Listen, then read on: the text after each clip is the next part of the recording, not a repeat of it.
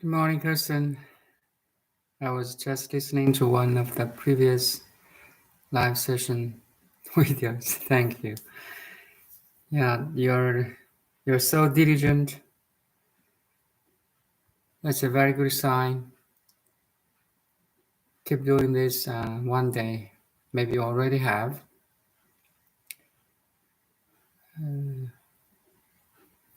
to be fully enlightened.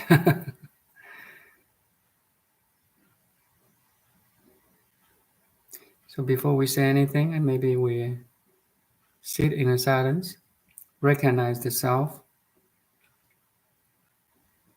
I'm not disturbed or not distracted by any thoughts or environments, situations,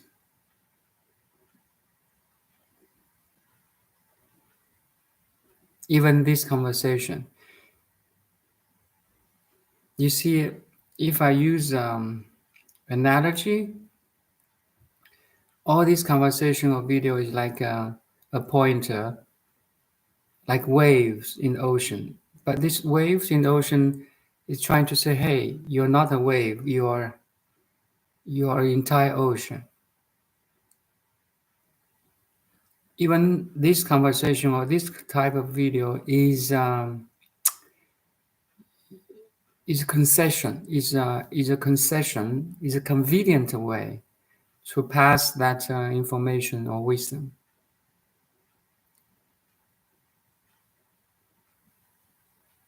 You see, silence is underneath every words I'm talking. If we can recognize the silence being underneath every words or thoughts, and if we can recognize the every stillness underneath every movements or vibrations,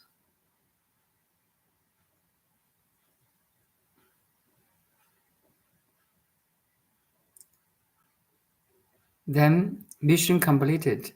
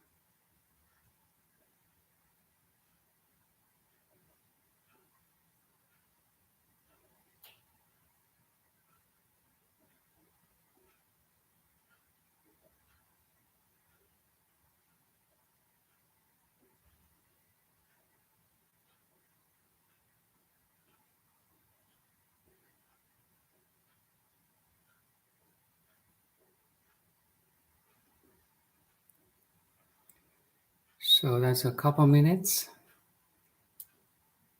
The key is we can establish the pure observation, undisturbed, undistracted, unattached.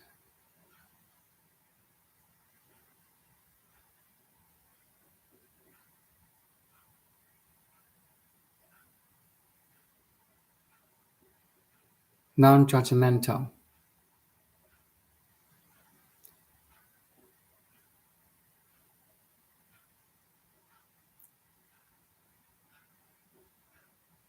It's like, if I use analogy, is an eagle sitting on top of the mountain,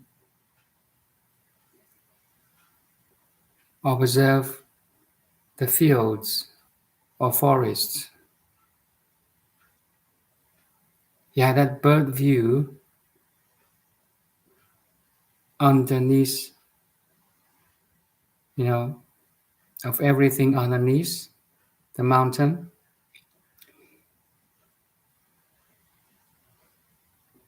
Yet the ego is not attached to any point yet, to any object yet. He just has that total view of his kingdom or territory. Same thing is here. You have that total view of everything going on outside and what's going on inside. Pure observation is so important.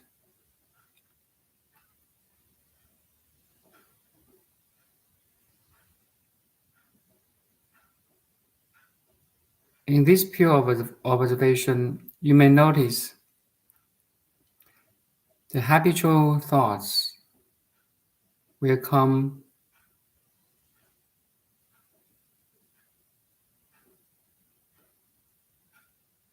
The habitual thoughts based on our memory from the past will come. That's one type. Second type may be our judgments or labelings to the current situation. A neutral one could be this is an apple, that's a dog, this is a cell phone. Very neutral labelings of everything around us, which is happening now.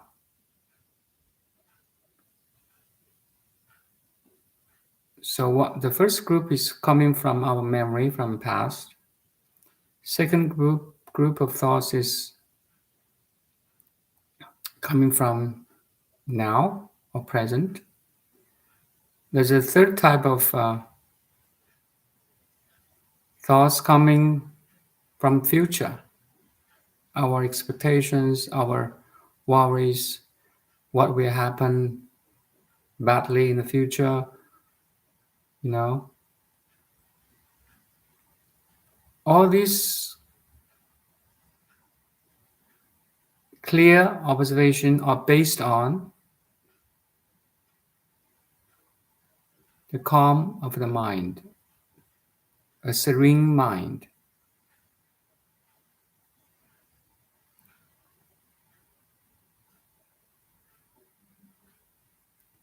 That's why the pure observation is really important. From here, we understand habitual thoughts, habitual habits, our conditioning from the past.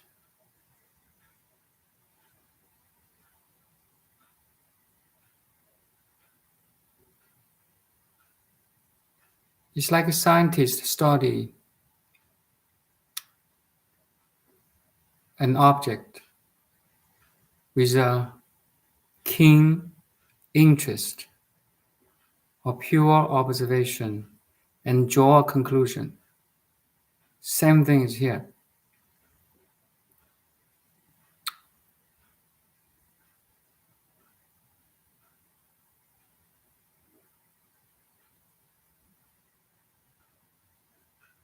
We can observe every objects outside and inside, includes feelings, emotions, thoughts,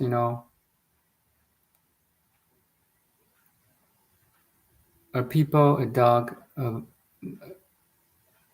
a day and night, everything.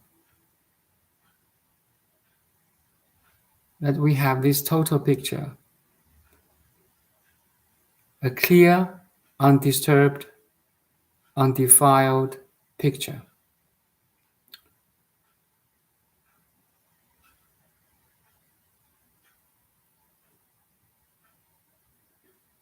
If we can do so, then we see what is.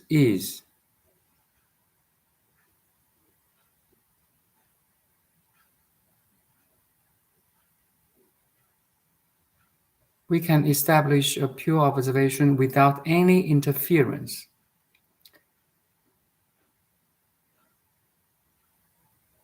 Without any modification. I want change. I want to modify. I want to make it better. You even don't have any desire. We may reach the level of desirelessness,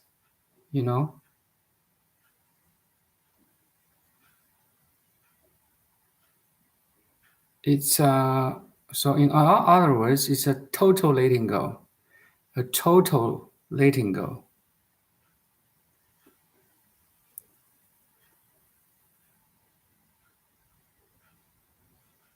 It's kind of freedom too, you see.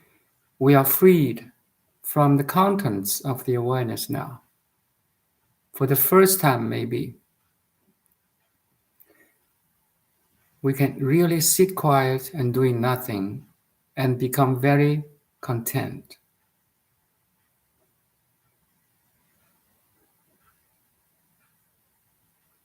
It's not necessarily mean that you don't do nothing at all anymore. Only when we can let go, we can take care of something, truly, from more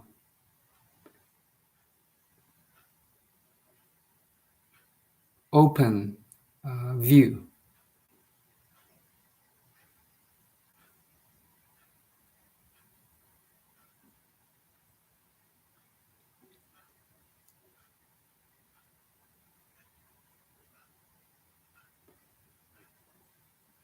This is a diamond mind. I've talked about diamond mind. You have that clarity of seeing things.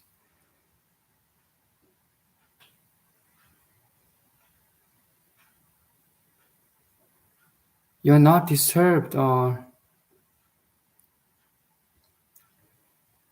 agitated by the contents that you're aware of.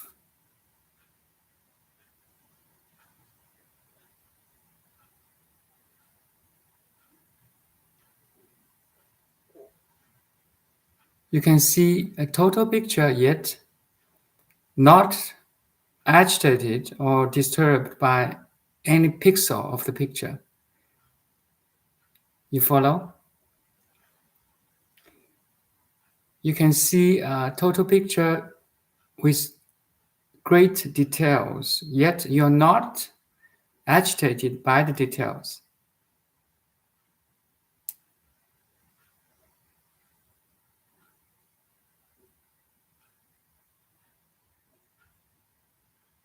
Its ability, it's a stability. It's a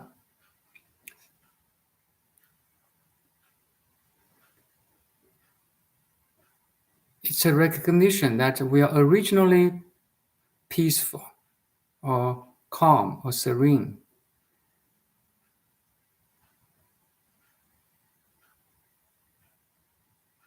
the original serenity of the mind is recognized.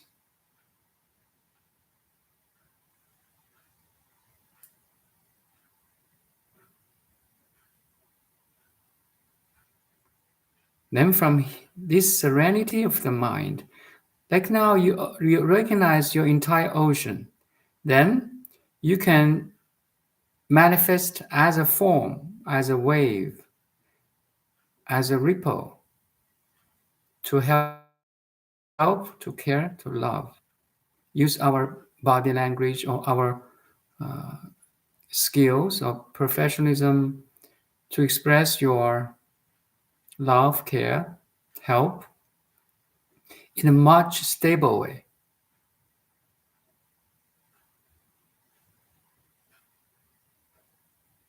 That's the power of transformation.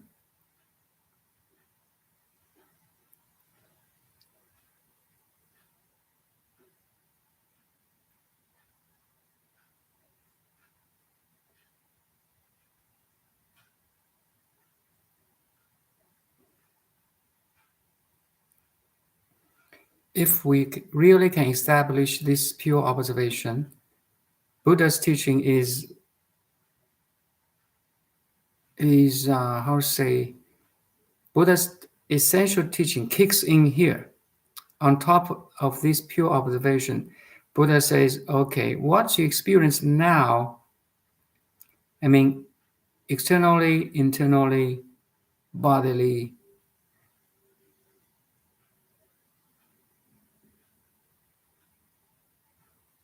he categorized 缘起性空.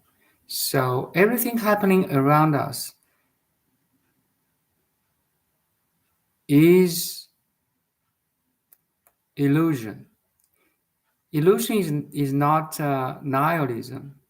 Illusion here, another term is also emptiness. Emptiness means non-self. Everything has no true self or true existence, meaning everything exists due to other things, every other things.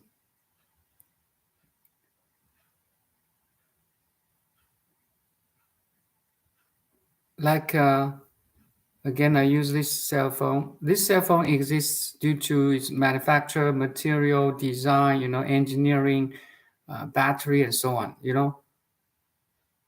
The self itself, the cell phone itself has no true self. It coexists with every other things. And it's true for this cup too, for everything else, for our body, mind too.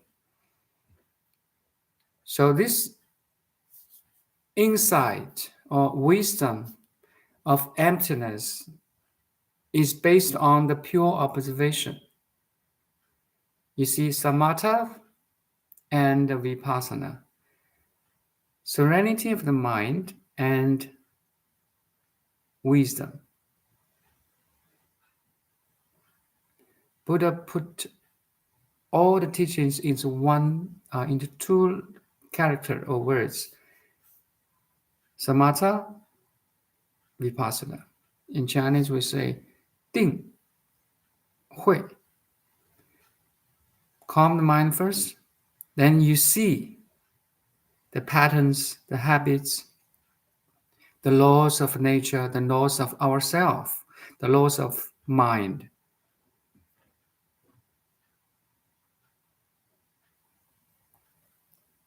From my experience, wow, Buddha's teaching is so true. So true. Emptiness can be applied to everything we experience, what we can see, hear, touch, smell, taste, and think. Every object in the phenomenal world, including our mind, feelings, emotions, are empty. So when we realize the emptiness of the phenomenal world or material world, then because everything in the phenomenal world is empty or has no true self, is ungraspable. You don't grasp something that is fleeting or has no true self. That doesn't make sense. You cannot hold, attach firmly to something that has no true self. It's like you cannot grasp a wind in the sky. How do you grasp a wind in the sky? So we automatically seize the desire to attach. The power, you see that power of wisdom. And it proves that Buddha's teaching is so logic and reasoning and scientific. Once you know,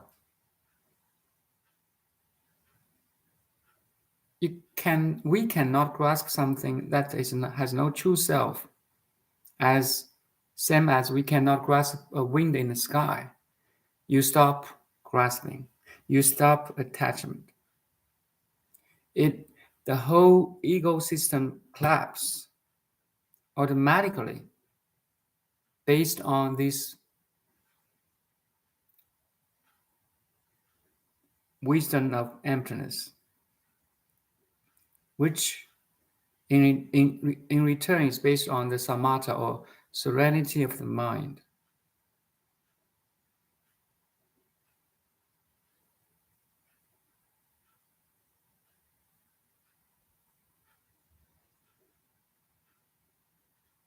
The more we see the emptiness, the more we can become serene. You see, samatha and vipassana helps each other. It's a beneficial circle. They benefit each other.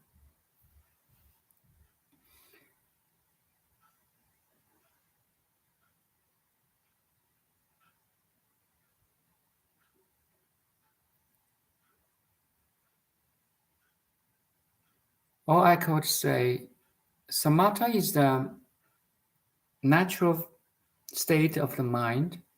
Actually, it is the original state of our mind, which is original, serene, calm, and peaceful. On top of which we can act, speak, and love wisely. You see again the relationship between samatha and vipassana, calm of the mind and the wisdom.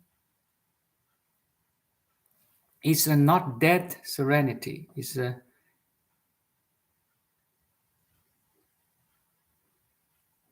a active wisdom based on inner stillness and inner calm. A total balance between stillness and movements, between silence and vibrations.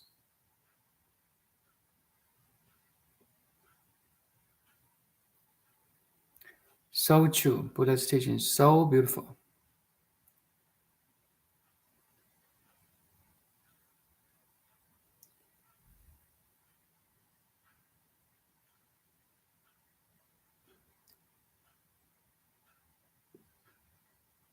The end of suffering. If we really can establish this pure observation and develop the wisdom from this pure observation, then you reach the level of no suffering. Suffering, you see that suffering is an illusion. It's not true.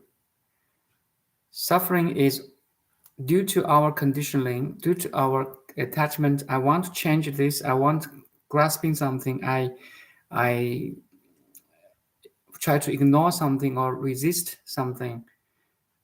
all this thing, all this kind of suffering is due to the ignorance that we cannot understand every phenomenal world, including our emotions and feelings, are empty.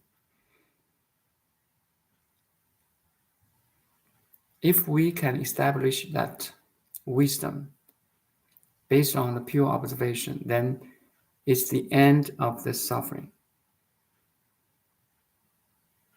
That's the goal. One of the goals of Buddha's teaching. We can cease the suffering naturally by seeing the emptiness of everything.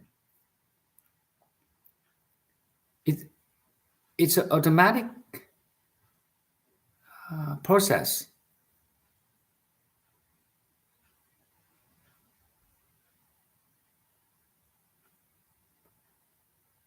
And please remember, suffering includes birth and death, aging and death. That's very, very important, how to say, the key or critical, the primary sufferings. We suffer from aging, from sickness, from death.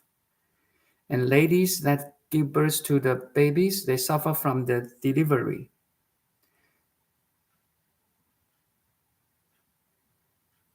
I mean, the labor is huge pain for ladies. That's why I respect mothers very much. They took a huge effort and pain to have their baby. That my mom took huge pain to have me here. That's a respect and a gratitude for her. And everyone, every living beings, human beings, are born from mom's womb. We should appreciate that. And Buddha said, birth, death, aging, and the aging and sickness between the birth and death is full of the eight sufferings.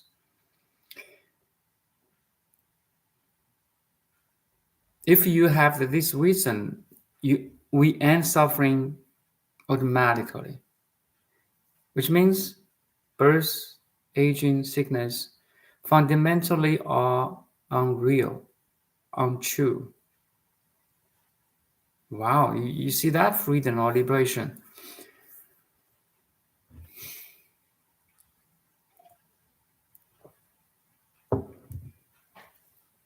I will talk about this maybe more from my personal experience.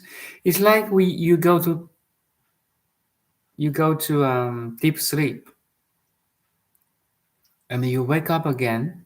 You have this body mind coming back to you, and act and behave and function in the world again. The body. So we have the system of incarnation. It's like you just let go of this body mind and have another body and mind. Imagine you can disidentify with an individual body mind and identify yourself as a pure awareness behind. No matter how many incarnations we have taken, you are free from every incarnation. Make sense? And Buddha's teaching is say even incarnation is illusory. It's unreal. Because everything that happens everything that happened and it is happening and will happen is in the consciousness only. If you can identify you are the pure consciousness in different forms and names, then you are free. Does it make sense for you? We don't struggling. I'm a lady, I'm a gentleman, I'm this young boy or young girl, and this old gentleman and lady. You don't struggle with it at all. You just take whatever happens. Because underneath every happening or phenomenon, there's a perfection and completeness.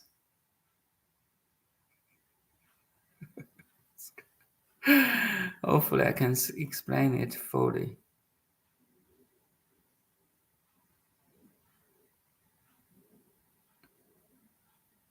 That's why I said heaven is right here and now already. It's only the biased mind or conditioned mind cannot see the truth. We're so conditioned.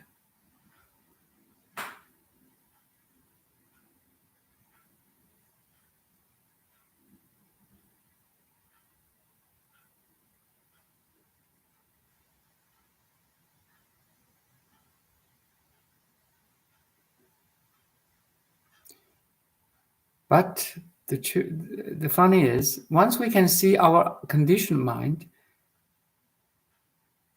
it's a step of unconditioning or deconditioning.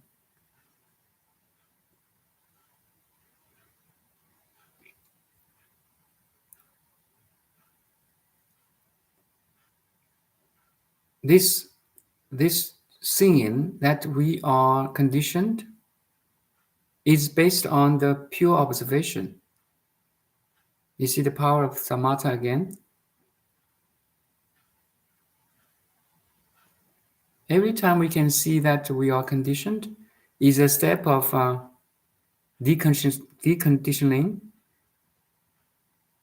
All this process is based on the pure observation.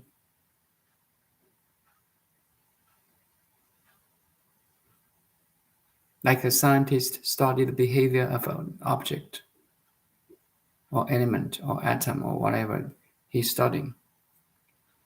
He, he, he gains the knowledge of a certain item or atom or element. Now we are doing it right now as a scientist, studying ourselves, studying every object in the field of awareness or the contents of awareness. We are studying it right now, trying to use language to express this process.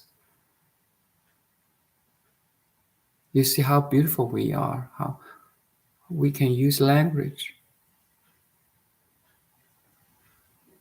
We are so lucky. Language or words, literature is a tool to transmit information, energy, and love. Now we'll transmit wisdom and love from Buddha. Language can contain information and love and wisdom. But as a listener of you need decode the information by your perception, by your experience. Nobody can help you at this point because you are the awareness. Try to decode the knowledge or the wisdom of awareness. You see, no one, no master, no God can help you at this point because awareness you have to involve in. There's no fast medication or fast food here. There's no fast healing here. There's no external help here. That's what as a practitioner of Chinese medicine, we always try to help people from externally. It works some time, but it's not a complete healing at all. Because the patient or the client still rely on external stimulations or therapies to heal themselves. Yes, it works at a certain level or to some level, but as long as Their awareness or the awareness itself does not involve in the process of the fundamental healing, nothing will truly happen. Liberation won't happen. True freedom won't happen.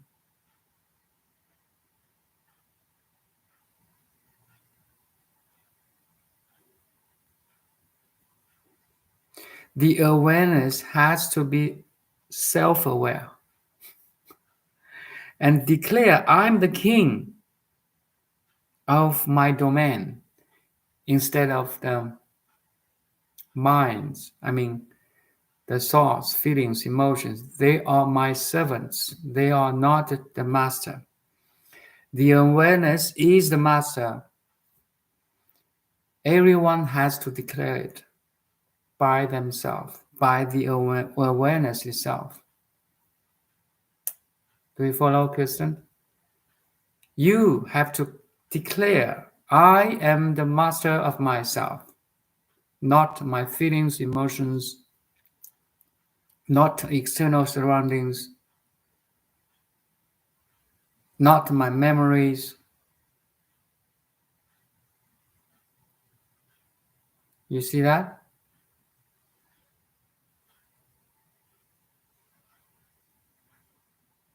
So profound teaching.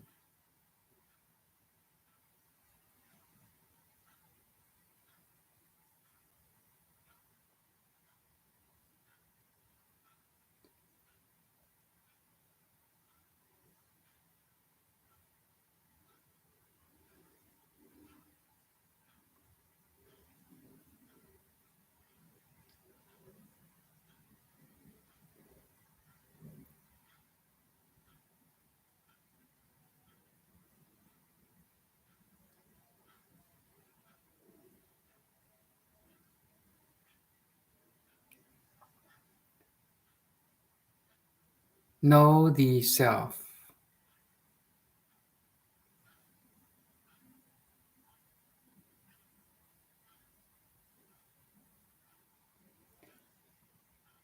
That's the final exam every human being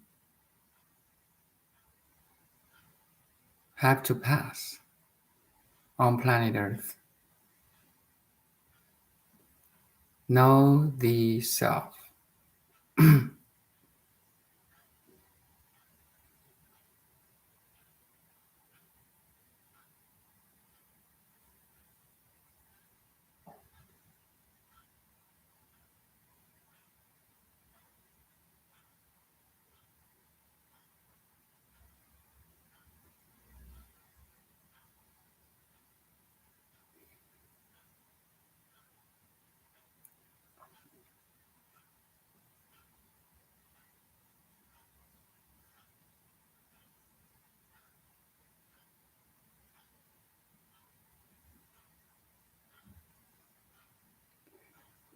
Sometimes I use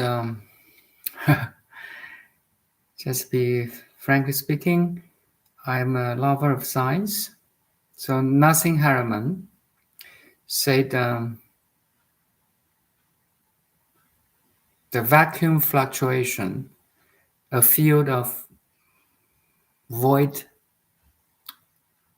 emptiness, a field of emptiness actually is full of energy.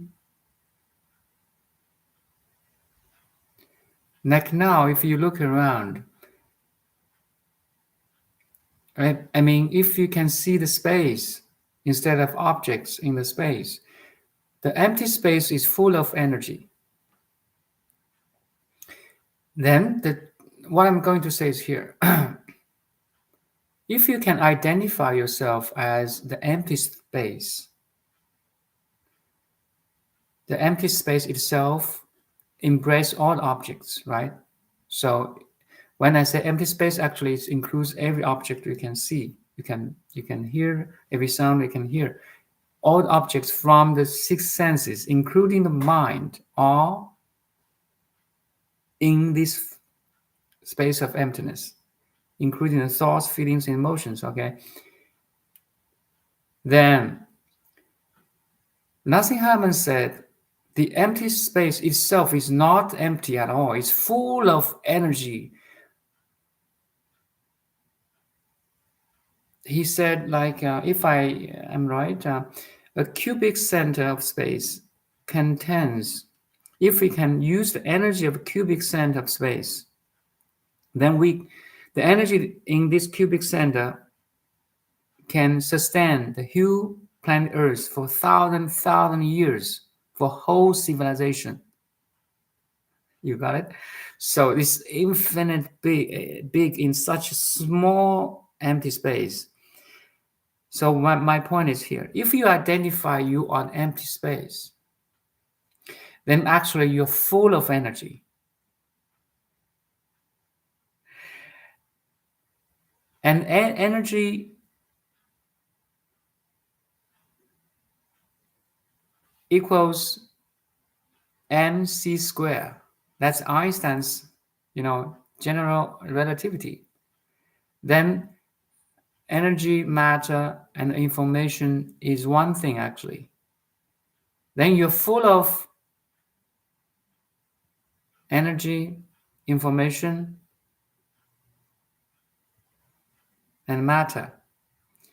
So once you can identify with this little small body and mind, then you're in an ocean of infinite energy, matter, and information.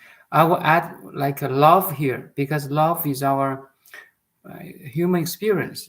It makes more sense to us. You're in the ocean of infinite love too. You can help, you can care, you can,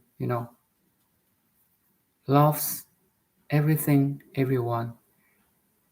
And you never exhaust yourself because now you identify yourself as this infinity. The science helps me sometimes. Wow, we need modern terms or language to translate Buddha's teaching, right? Buddha's teaching is relatively old terms like dukkha, like nirvana, like end of suffering, and so on. Now we need modern, like live words to translate, yet we still keep that essence. I found that Nassim Haramehn's this theory of a cubic centimeter contains energies that can sustain the whole planet Earth for whole civilization for thousand years. Wow! So is the field of Dharma realm actually.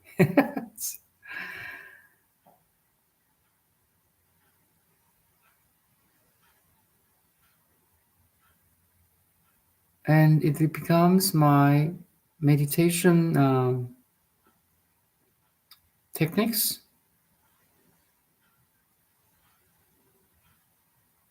That underneath every name and form, there is infinite love, energy, and the information.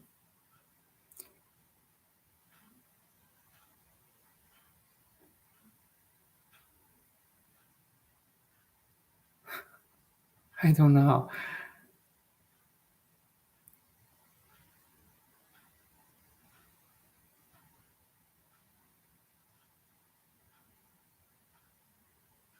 The whole world is you, yet only you. Play and enjoy.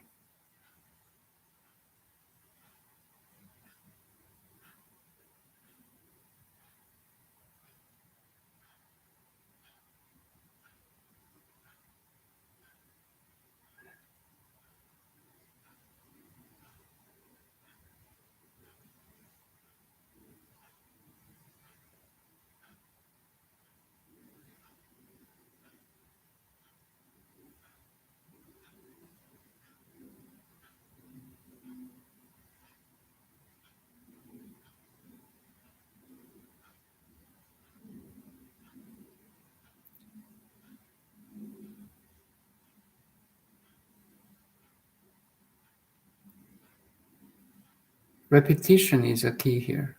Sometimes long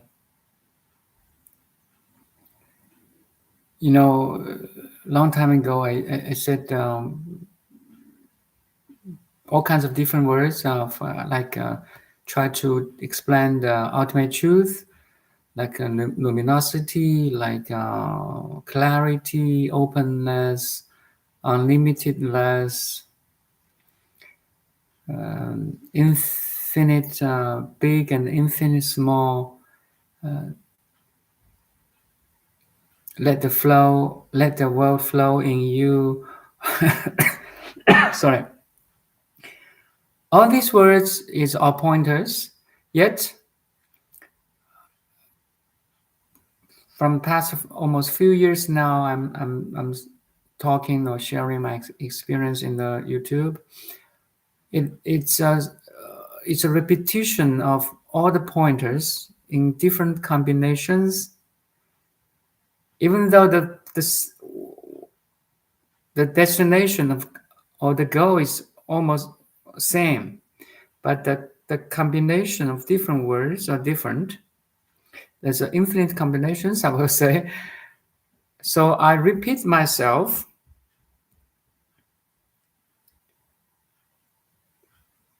to realize the ultimate truth.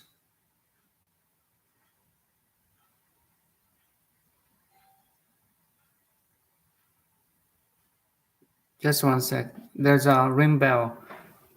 Door ring bell. Just give me a second. Sorry.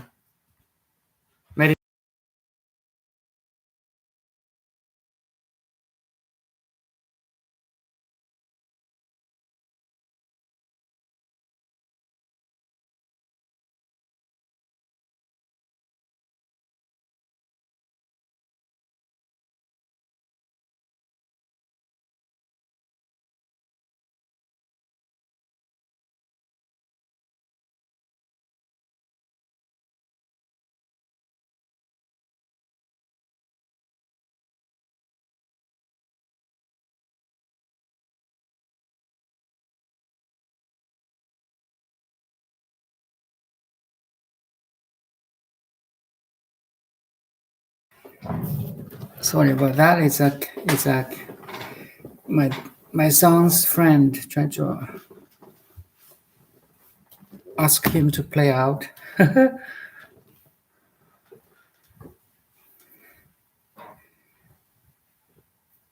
So repetition is the key. That's what we are doing now, Kirsten. You repeat it, repeat and repeat again. To fight against the egoic or habitual thoughts or conditioning. You are right you're on the right path. I can guarantee you. Repetition is essential.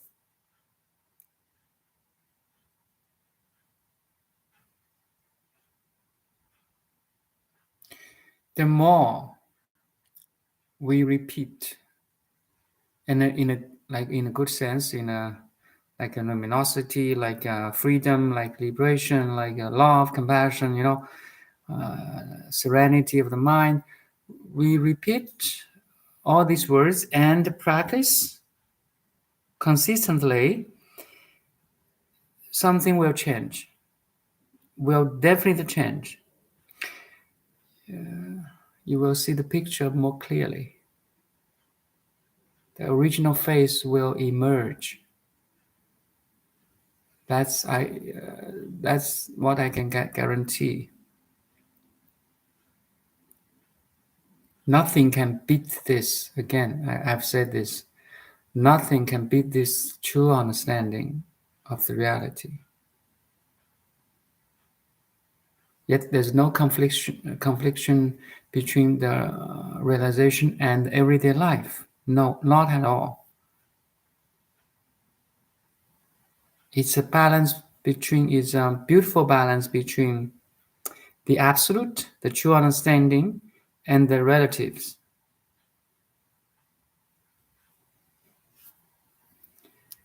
Such a beautiful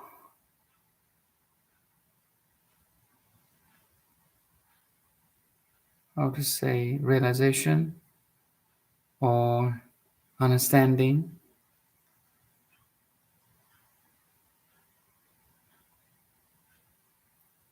We are so blessed as human beings.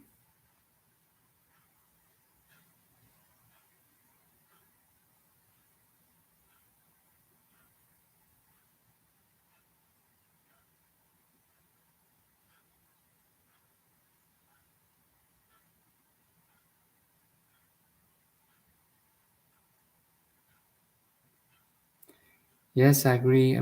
A repetition is essential with consistent practice and applying to everyday life. Yes.